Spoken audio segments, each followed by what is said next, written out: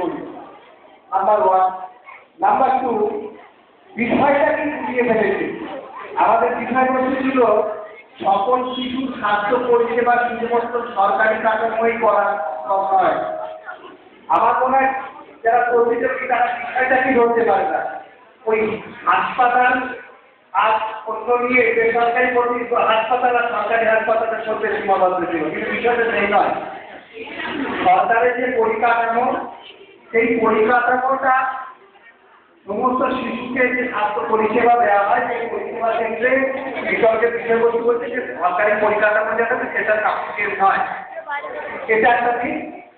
পক্ষে যারা বলবে তারা যুক্তি দেখাবে যে কেন কি কি কারণের জন্য এই পরিকাঠামোগুলো মানে সাফিসিয়েন্ট নয়। আর যারা বিপক্ষে বলবে তারা যুক্তি দেখাবে যে না, যে পরিকাঠামোগুলো আছে সেই পরিকাঠামোর মধ্য থেকে সকল শিশুদের স্বাস্থ্য পরিষেবা দেওয়া সম্ভব।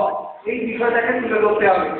কিন্তু আমরা এর মধ্য থেকে কারোর কাছ থেকে এই ধরনের যুক্তি খুঁজে পাই না। আর একটা বিষয় হচ্ছে যে এই বিতর্কের বিষয়বস্তু কিন্তু বক্তৃতা করতে বস্তু নয়। এখানে তোমার লজিকটা সবথেকে বড় কথা। তোমাকে এখানে যুক্তিতে দেখাতে হবে। প্রথম থেকে যেটা বললো আদেশ করলো